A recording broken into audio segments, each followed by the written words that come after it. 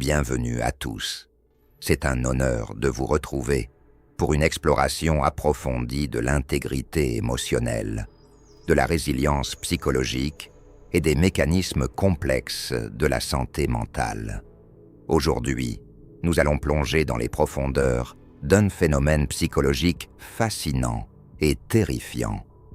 La réaction sismique d'un individu narcissique lorsque vous décidez, de manière consciente et définitive, de ne plus courir après lui. Ce refus catégorique de participer à son jeu de manipulation habituel provoque une fureur d'une intensité rare, une véritable tempête émotionnelle qui déstabilise tout son univers. C'est le moment précis où le prédateur émotionnel réalise, avec une horreur indicible, que sa proie lui a non seulement échappé, mais qu'elle a également repris possession de son propre territoire psychique, érigeant des remparts infranchissables là où régnait autrefois la confusion et la soumission. Peut-être avez-vous vécu cette situation douloureuse et déroutante, où, après une rupture brutale ou un silence radio-punitif utilisé comme une arme de contrôle, cette personne a soudainement disparu pour se jeter avec une ostentation suspecte dans les bras d'une nouvelle proie. Le narcissique, dans sa structure de pensée rigide et pathologique, nourrit l'espoir arrogant et presque enfantin que vous le poursuivrez, que vous enverrez des messages de justification désespérés, que vous pleurerez son absence ou que vous surveillerez ses moindres faits et gestes sur les réseaux sociaux. Il se nourrit de votre détresse comme d'un élixir de jouvence. Il peut lancer ce que nous appelons des appâts, des messages ambigus envoyés à 3 heures du matin, des photos souvenirs likées par erreur sur une plateforme oubliée, ou des statuts cryptiques visant à piquer votre curiosité ou votre jalousie. Tout cela pour tester votre vulnérabilité et votre degré de dépendance résiduelle. Dès que vous mordez à l'hameçon, dès que vous répondez par l'émotion, même par la colère, le piège se reforme brutalement. Vous êtes à nouveau ignoré, rejeté ou dévalué. C'est une tactique de pousse-tire calculée pour vous maintenir dans un état de dissonance cognitive permanente, un brouillard mental où vous ne savez plus distinguer le vrai du faux, l'amour de la haine. Mais ce que cette personne n'a absolument pas anticipé dans son scénario de domination, millimétré, c'est que vous avez tout observé avec une lucidité nouvelle, presque chirurgicale. Vous avez enregistré chaque mensonge, chaque manipulation, chaque inversion de culpabilité, où vos réactions légitimes à ces abus étaient présentées comme le problème originel. Vous avez compris que son comportement n'était pas une série d'erreurs de parcours, mais un système d'exploitation de l'autre, maintenant qu'elle a tenté de vous rejeter pour tester la solidité de votre attachement et réaffirmer sa supériorité. Vous avez fait le choix radical, presque révolutionnaire, de la paix intérieure. Votre décision de ne plus la poursuivre, de ne plus demander de compte et de ne plus chercher à comprendre l'incompréhensible, déclenche chez elle une rage noire, une rage narcissique qui dépasse l'entendement et qui s'apparente à une décompensation psychotique temporaire. 1. La blessure narcissique, l'effondrement du miroir et la crise ontologique. Premièrement, votre refus de poursuivre l'autre inflige une blessure narcissique d'une profondeur abyssale, touchant au fondement même de son identité factice. Pour comprendre cela, il faut intégrer le fait que l'ego d'un narcissique n'est pas une structure solide ou mature, mais une coque vide, un gouffre sans fond qu'il doit perpétuellement remplir avec ce qu'on appelle le supplément narcissique. La validation, l'attention, l'admiration, ou même la peur et la souffrance des autres.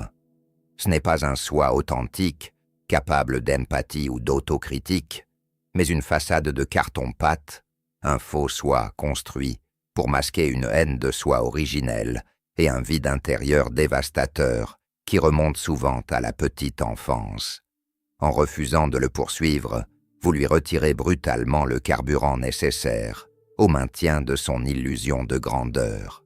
Pour lui, votre silence n'est pas une simple absence de communication ou un besoin de recul.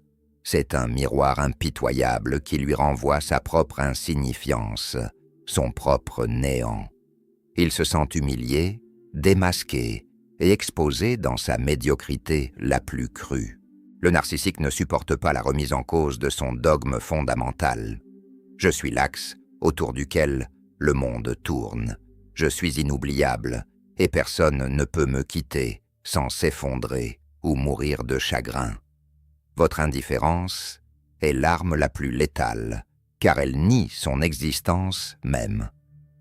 Là où la colère lui donne encore de l'importance, car la colère est une forme d'investissement émotionnel. Le silence le réduit à un objet sans importance. C'est cette sensation d'annihilation psychique qui génère une panique viscérale, transformée instantanément en rage destructrice pour tenter de reprendre le contrôle de la narration. Imaginez un acteur sur scène qui, soudainement, réalise que la salle est vide et que les projecteurs se sont éteints. C'est l'angoisse existentielle que ressent le narcissique face à votre départ silencieux. Otro, l'onde de choc sur la nouvelle proie et la mécanique de la triangulation. Deuxièmement, la nouvelle personne vers laquelle il cesse de tourner avec une rapidité déconcertante, souvent appelée la source de suppléments secondaires, va subir de plein fouet, et sans le comprendre, les ondes de choc sismique de votre silence. Le narcissique est un être incapable de gérer sa propre frustration interne ou de faire le deuil d'une relation. Il n'a pas de mécanisme d'autorégulation émotionnelle. Par conséquent, il projette toute sa colère, son amertume et son sentiment d'impuissance sur cette nouvelle victime qui, au départ, pensait avoir trouvé l'âme sœur dans une phase de love bombing intense. Il utilise la triangulation comme une arme de destruction massive. Il exhibera sa nouvelle relation pour vous faire souffrir, mais en coulisses, il exige de cette nouvelle proie qu'elle compense au centuple l'attention et l'énergie qu'il ne reçoit plus de votre part. Si vous ne réagissez pas à ces provocations, s'il voit que ces photos de vacances idylliques postées sur Instagram ne provoquent aucune réaction chez vous, il devient de plus en plus exigeant, irritable et tyrannique avec son nouvel entourage. Cette nouvelle proie n'est en réalité qu'un substitut, un pansement sur une plaie ouverte, un réceptacle pour sa rage latente. La relation est condamnée d'avance, car elle n'est pas bâtie sur l'affection réelle, mais sur la réaction défensive et la frustration liées à votre départ souverain. En fin de compte, cette personne paie le prix fort de votre liberté retrouvée, devenant le punching ball émotionnel d'un individu qui ne digère pas d'avoir perdu le contrôle sur une source de carburant de haute qualité comme vous l'étiez. Vous n'avez pas à culpabiliser pour elle, chacun doit faire son propre chemin vers la vérité. Mais sachez que l'herbe n'est jamais plus verte là-bas. Elle est simplement arrosée de toxicité et de faux semblants. La nouvelle proie vit dans un château de cartes qui se fondrera dès que le narcissique aura fini de l'utiliser pour tenter de vous rendre jaloux. 3. La campagne de dénigrement, l'art de la réécriture, historique et du gaslighting social. Troisièmement, votre décision de vous retirer et de ne plus quémander son attention déclenche inévitablement une campagne de dénigrement, d'une violence et d'une sophistication inouïe. Dès que vous cessez d'être une source de carburant docile et que vous devenez un individu autonome et lucide, vous passez instantanément du statut de partenaire idéal à celui d'ennemi public numéro 1. Le narcissique s'entend son image sociale, son bien le plus précieux, menacé par votre départ, commence à inventer des mensonges sophistiqués pour salir votre réputation auprès de vos amis communs, de votre famille et même de vos collègues. C'est une stratégie de survie psychique. Il doit réécrire l'histoire de la relation pour se présenter systématiquement en victime héroïque et faire de vous le bourreau instable, le fou ou la folle. En vous faisant passer pour une personne abusive, obsédée, infidèle ou mentalement dérangée, il protège son ego fragile et s'assure préventivement que personne ne croira votre version des faits si jamais vous décidiez de parler. Il utilise des demi-vérités qu'il déforme avec une habileté de sophiste pour créer un récit où votre silence actuel est présenté comme une preuve de votre froideur pathologique ou de votre incapacité à aimer. Cette campagne de dénigrement est le signe indéniable que vous avez gagné la bataille de l'esprit. Il n'a plus d'emprise directe sur vous, alors il tente désespérément de contrôler la perception que les autres ont de vous. C'est une tentative de vous isoler socialement pour vous forcer à revenir vers lui afin de vous justifier. Ne tombez pas dans ce piège. La vérité n'a pas besoin de défense agressive. Elle finit toujours par émerger des décombres du mensonge. Plus il parle de vous, plus il montre son obsession. Votre silence est votre meilleure défense et votre plus grande dignité. 4. Le sentiment d'immunité, la perte de contrôle et le complexe de Dieu. Les narcissiques possèdent un sentiment intrinsèque de supériorité et d'immunité totale. Ils sont intimement convaincus que les règles sociales, morales et même juridiques ne s'appliquent pas à eux. Ils se considèrent comme des êtres d'exception, au-dessus de la masse des gens ordinaires. Ils ne reconnaissent jamais leurs fautes, car admettre une erreur reviendrait à admettre une imperfection, ce qui est psychologiquement équivalent à une mort symbolique pour eux. Ils répètent les mêmes schémas destructeurs, cycle après cycle, car ils sont incapables d'introspection réelle. Ils voient les autres comme des extensions d'eux-mêmes, des outils destinés à servir leur confort ou leur prestige. Quand vous refusez de jouer votre rôle de figurant dans leur théâtre personnel, vous récupérez votre pouvoir souverain. Pour un narcissique, voir quelqu'un reprendre sa liberté et son autonomie est une insulte insupportable, un acte de lèse-majesté. Le narcissique a un besoin vital de contrôle. C'est son oxygène, sa raison d'être. Votre silence est un acte de rébellion silencieuse qui perturbe toute son économie psychique. Ce contrôle, perçu sur autrui, est ce qui le maintient debout, ce qui lui donne l'illusion d'exister. En restant à distance, en ne répondant plus aux provocations, vous montrez physiquement et psychologiquement qu'il n'a plus aucune prise sur vos nerfs, sur votre rythme cardiaque, sur vos finances ou sur vos pensées nocturnes. Cette crise existentielle qu'il traverse alors affecte souvent ses autres relations et même son efficacité professionnelle, car son ego blessé devient un moteur de sabotage universel. Il devient l'artisan de sa propre chute, incapable de masquer sa noirceur derrière son masque habituel de charme et de séduction. Il peut alors commettre des erreurs grossières, se montrant sous son vrai jour à ceux qui, jusqu'ici, le croyaient parfait. V. L'intervention des singes volants et la manipulation par procuration. Face à votre silence de plomb, le narcissique, se sentant impuissant et acculé, peut commencer à utiliser ce que les psychologues appellent des singes volants, flying monkeys. Ce sont des tiers, amis, membres de la famille, connaissances communes, qui consciemment ou non exécutent ces basses œuvres. Ces personnes viennent vers vous sous prétexte de s'inquiéter, de vouloir réconcilier les deux parties, de vous donner des nouvelles importantes de l'ex, ou simplement pour obtenir des informations fraîches à rapporter au narcissique qui attend dans l'ombre. Certains de ces singes volants sont des complices actifs qui prennent plaisir au drame, tandis que d'autres sont des victimes manipulées qui croient sincèrement aider. Rappelez-vous fermement que vos affaires, vos sentiments et votre nouvelle vie sont un sanctuaire privé. Ne donnez aucune bribe d'information, même banale, à ces messagers, car ils sont les extensions du prédateur.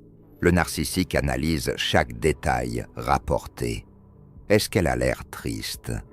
Est-ce qu'il a refait sa vie? A-t-elle changé de coiffure? A-t-il l'air de s'amuser? Votre silence total envers ces intermédiaires est leur plus grande frustration. La meilleure défense est le refus absolu d'engagement. Devenez une forteresse d'indifférence. Si vous parlez à un singe volant, vous parlez directement au narcissique. Gardez vos portes fermées à double tour et ne laissez personne devenir le cheval de Troie de votre ancien bourreau. Apprenez à identifier ces émissaires dès qu'ils prononcent le nom de votre ex-partenaire et coupez court à la conversation avec une politesse glaciale. 6. La hiérarchie des sources de carburant et la nostalgie du trophée. Si un narcissique est à ce point furieux de votre distanciation, cela signifie paradoxalement que vous étiez une source de carburant de qualité supérieure.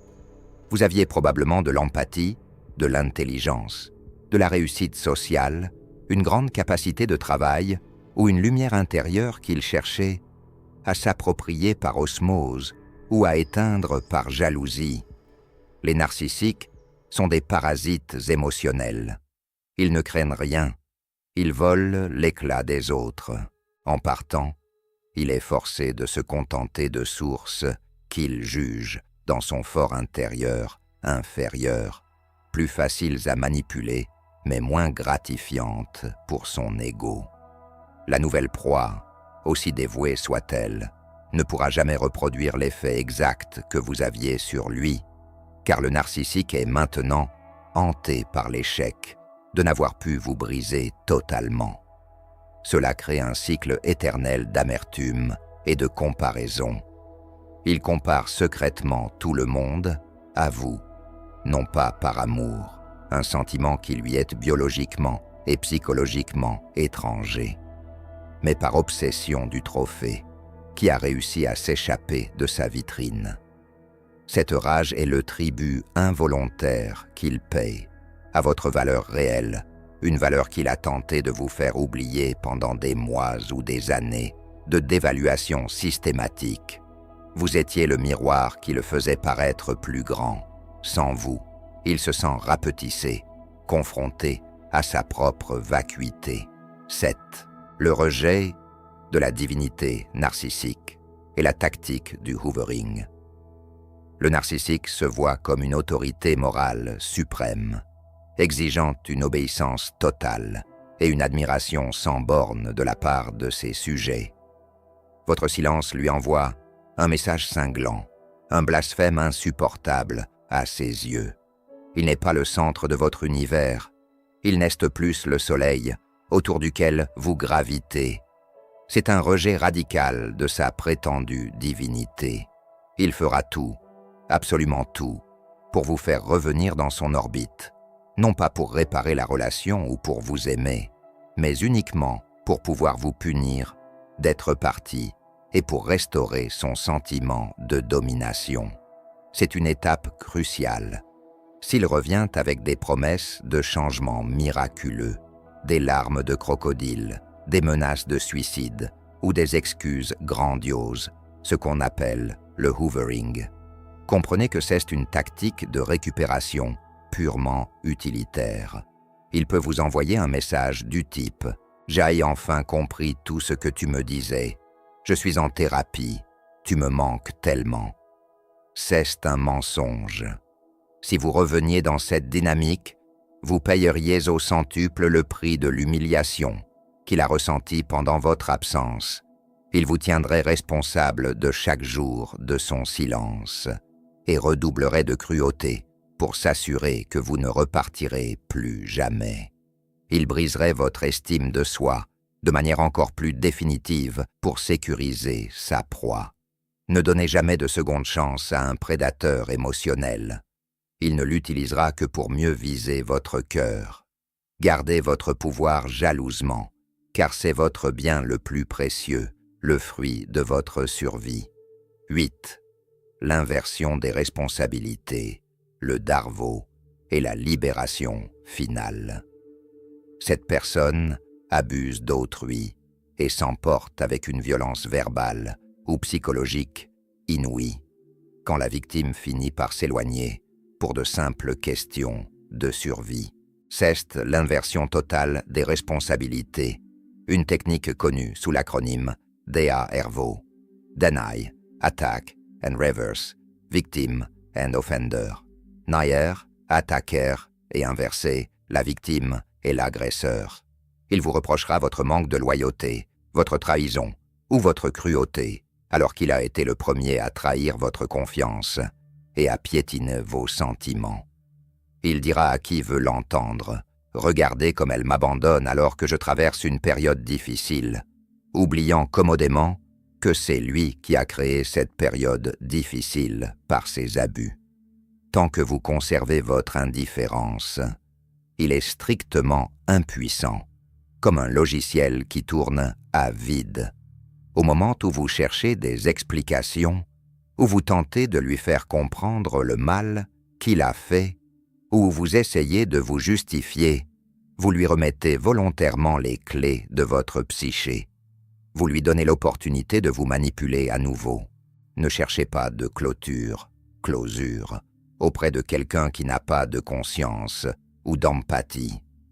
La clôture ne vient pas d'une discussion avec le bourreau, elle vient de vous, de votre décision de ne plus lui accorder une seule seconde de votre temps cérébral.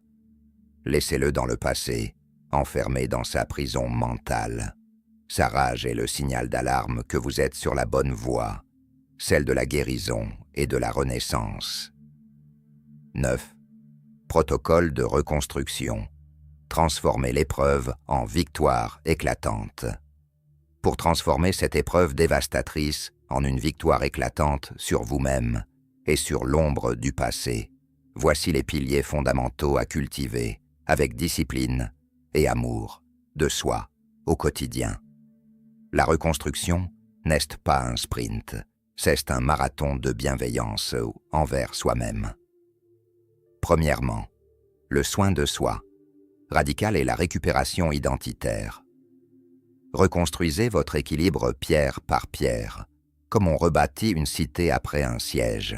Le narcissique a tenté, de manière systématique et insidieuse, de vous aliéner de vos propres besoins, de vos goûts, de vos amitiés et de votre intuition. Il a voulu que vous deveniez un satellite de son ego. La pratique de la pleine conscience, la méditation, la respiration profonde et l'écriture thérapeutique, journaling, sont essentiels pour calmer le bruit blanc des insultes passées et des doutes instillés. Écrivez la réalité des faits pour ne pas laisser le gaslighting altérer vos souvenirs. Notez chaque incident, chaque mensonge, pour avoir une preuve tangible quand le doute revient. Le corps, comme allié. Reprenez une activité physique régulière. Le traumatisme se loge dans les tissus, dans la mémoire cellulaire. Bouger, transpirer, courir ou danser permet de libérer le cortisol et l'adrénaline accumulés durant les phases de stress intense. Le yoga somatique est particulièrement efficace pour libérer les tensions stockées dans le psoas, souvent appelé le muscle de l'âme, la nutrition et le sommeil. Traitez votre corps comme un temple en reconstruction. Le manque de sommeil et une mauvaise alimentation vous rendent plus vulnérables aux ruminations mentales. Un cerveau bien nourri est un cerveau capable de résister à la manipulation. L'aide professionnelle spécialisée. Consultez un thérapeute expert en traumatisme narcissique et en lien traumatique, trauma, bond, est un acte de guerre contre la toxicité. en fleurissant et en devenant la meilleure version de vous-même sans lui. Vous infligez la blessure ultime au narcissique, la preuve vivante qu'il n'était pas indispensable à votre bonheur. Deuxièmement, le no-contact absolu, une barrière de sécurité infranchissable. Le no-contact nest, pas une tactique de manipulation pour faire revenir l'autre, c'est une barrière de protection vitale pour vous permettre de désintoxiquer votre cerveau de l'influence de l'agresseur. C'est une détoxication chimique. Blocage numérique total. Coupez tous les ponts. Pas d'appels, pas de SMS, pas de mails. Et surtout, pas de surveillance des réseaux sociaux. Chaque photo de lui que vous regardez est une microdose de poison qui réactive le lien traumatique et empêche la cicatrisation neuronale. Si vous espionnez son profil, vous lui donnez encore du pouvoir sur votre humeur. La technique de la roche grise, Grey Rock. Si vous êtes absolument obligé de le côtoyer, coparentalité, procédure juridique, devenez aussi ennuyeux, plat et inintéressant qu'une roche grise au bord d'un chemin. Répondez par des phrases courtes. Oui/non, cesse de noter. S'il n'y a pas de réaction émotionnelle à manger, le narcissique finira par se lasser et cherchera une proie plus réactive. Ne partagez rien de votre vie personnelle, de vos succès ou de vos peines. Le changement d'environnement. Si possible, modifiez votre espace de vie, changez vos routines. Créez un environnement qui ne rappelle en rien l'époque de la soumission. Achetez de nouveaux draps, changez la disposition des meubles, parfumez votre intérieur d'une nouvelle fragrance. Votre domicile doit redevenir un sanctuaire de paix. Troisièmement, identifiez et anticipez les signaux d'alarme, red flags, pour l'avenir. L'expérience douloureuse que vous avez vécue est une formation accélérée en psychologie humaine. Utilisez cette connaissance comme un bouclier. Le love bombing. Apprenez à identifier une affection démesurée, des compliments excessifs et une intensité suspecte dès les premiers jours. Si quelqu'un vous dit que vous êtes l'homme ou la femme de sa vie après 3 jours, méfiez-vous. Une relation saine se construit dans la durée, pas dans l'explosion émotionnelle immédiate. Le sentiment de précipitation. Les manipulateurs veulent vous engager rapidement. Vie commune, projet financier. Pour que vous n'ayez pas le temps d'analyser leurs failles, ils craignent un sentiment d'urgence artificielle. Le test des limites. Apprenez à dire non à de petites sollicitations dès le début d'une rencontre.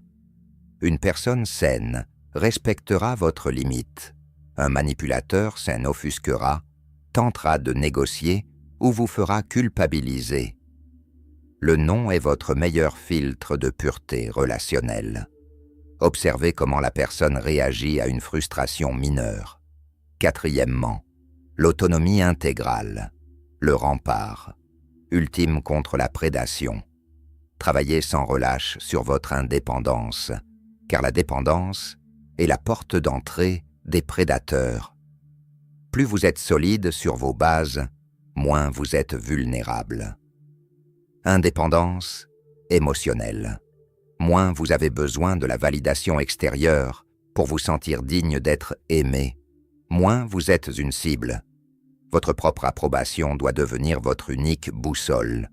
Apprenez à apprécier votre propre compagnie, à vous emmener au restaurant ou au cinéma seul. Cercle social, sain et protecteur. Entourez-vous de personnes qui pratiquent l'empathie réciproque. La solitude choisie est une force. Elle vaut 1000 fois mieux qu'une compagnie toxique qui vous vide de votre substance. Éloignez-vous des gens qui minimisent votre expérience ou qui vous disent de passer à autre chose trop vite. Souveraineté financière et matérielle. Assurez-vous, dans la mesure du possible, de ne jamais dépendre matériellement d'un individu instable. L'autonomie financière est une forme de liberté psychologique.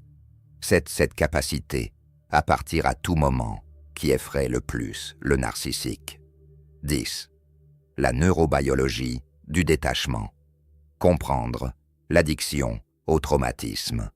Il est crucial de comprendre que ce que vous ressentez n'est pas seulement un chagrin d'amour, c'est une réaction biochimique complexe. La relation avec un narcissique crée une véritable addiction dans votre cerveau. Les cycles de douceur extrême qui libèrent de la dopamine et de l'ocytocine, suivis de cruauté extrême ou d'abandon qui libèrent du cortisol et de l'adrénaline, créent un lien traumatique, trauma-bond, structurellement identique à l'addiction à une drogue dure. C'est ce qu'on appelle le renforcement intermittent. Comme un joueur devant une machine à sous, vous attendez le prochain gain, le prochain moment de tendresse, malgré toutes les pertes accumulées. Quand vous arrêtez de le poursuivre, vous entrez physiquement en période de sevrage. Votre cerveau réclame sa dose de drame ou de validation. Vous aurez des moments de manque intense, des moments où votre mémoire, par un mécanisme de défense biaisé, ne se souviendra que des bons moments. C'est une ruse de votre système limbique pour éviter la douleur du deuil. Restez ferme et logique. Rappelez-vous la rage, les mensonges, le mépris. Votre cerveau a besoin de 90 jours minimum de no contact pour commencer à se recabler. Chaque jour de silence radio est une victoire neuronale, une étape vers la libération de vos récepteurs synaptiques. Vous êtes en train de reprendre le contrôle de votre propre chimie cérébrale. La douleur que vous ressentez est le signe que les chaînes chimiques sont en train de se briser. 11. Le phénomène de l'extinction, burst. La tempête avant le calme. Juste avant que le narcissique ne lâche prise, il passe souvent par une phase appelée l'explosion, d'extinction, extinction, burst.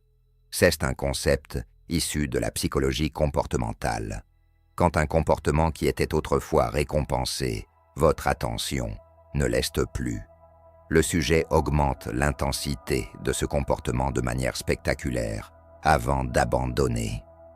C'est le dernier sursaut de la bête blessée dans son orgueil. C'est le moment où le narcissique devient le plus dangereux ou le plus pathétique.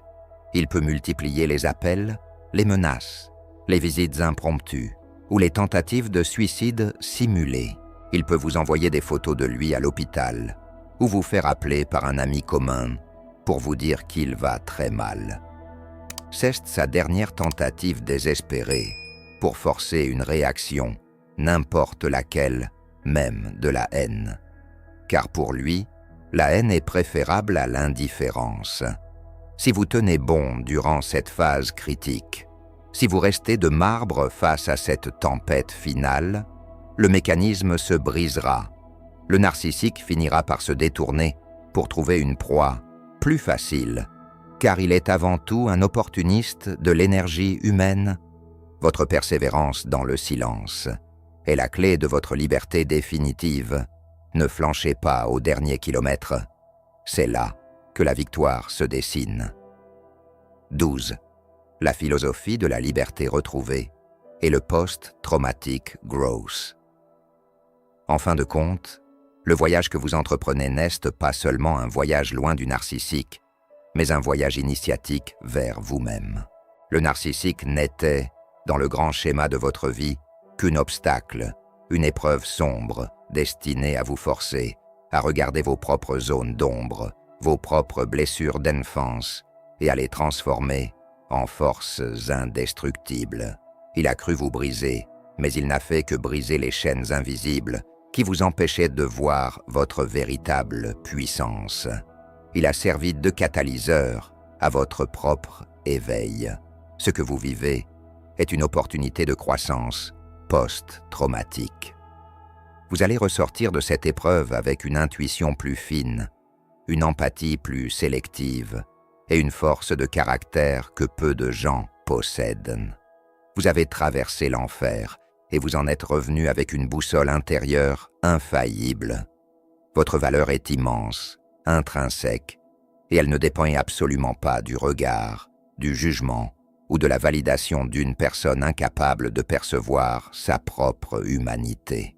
Vous possédez désormais une résilience de diamant, forgée dans la pression extrême et la chaleur de l'adversité. Ne regardez plus en arrière avec regret pour une illusion. Le narcissique n'a jamais aimé la personne merveilleuse et complexe que vous êtes. Il aimait l'utilité que vous aviez pour son ego. Il aimait la lumière que vous projetiez sur lui. Aujourd'hui, cette utilité a pris fin et votre vie réelle commence. La vie, dans sa grande générosité, offre des rencontres authentiques, des échanges profonds, basés sur la réciprocité et une paix durable, une fois que la toxicité a été écartée avec une fermeté inébranlable. Vous n'êtes plus une victime, vous êtes un survivant aguerri, et mieux encore, vous êtes le héros souverain de votre propre existence. Votre silence n'est pas un vide, c'est un espace sacré, plein de possibilités nouvelles, de rires à venir et de projets grandioses. 13. L'héritage de la guérison, vers une vie de sens et de lumière. La phase finale de votre guérison consiste à transformer votre douleur en sagesse. Vous commencez à voir le monde avec des yeux nouveaux. Vous remarquez les manipulateurs à des kilomètres, non plus avec peur, mais avec une curiosité détachée. Vous devenez un phare pour les autres, une preuve vivante qu'on peut se reconstruire après l'innommable. Votre histoire n'est plus une tragédie, mais un récit épique de libération. Apprenez à pardonner, non pas au narcissique, car le pardon envers un agresseur impénitent est une notion complexe et parfois inutile, mais à vous-même. Pardonnez-vous d'avoir cru au mensonge, d'avoir donné tant de chance, d'avoir ignoré votre intuition. Vous faisiez de votre mieux avec les outils que vous aviez à l'époque. Aujourd'hui, vous avez de nouveaux outils, une nouvelle armure et un cœur qui, bien que cicatrisé, bat avec une force renouvelée. La cicatrice est l'endroit où la lumière entre en vous, disait Rumi. Cultivez la gratitude pour les petites choses. Le calme d'un matin sans tension, la liberté de prendre vos propres décisions, la beauté d'une amitié sincère. C'est dans ces moments de paix retrouvés que le narcissique perd définitivement la partie. Il reste prisonnier de son cycle de haine et de vide, tandis que vous avancez vers l'horizon. Votre renaissance n'est pas seulement un événement, c'est un état d'être quotidien. Restez fidèles à vous-même, protégez votre lumière intérieure avec une vigilance féroce. Ne laissez plus jamais personne piétiner le jardin de votre âme. Ce chemin vers l'intégrité est parfois solitaire, mais il mène à une paix intérieure que personne, absolument personne, ne pourra plus jamais vous enlever. Merci de votre écoute attentive, de votre courage et de votre volonté de guérir. Vous n'êtes pas seul dans ce combat. Nous sommes des milliers à avoir traversé ce désert pour trouver l'oasis. Prenez soin de vous, car vous êtes et resterez toujours la personne la plus importante de votre vie. Votre renaissance est en marche et elle est magnifique à contempler. L'avenir vous appartient et il est radieux.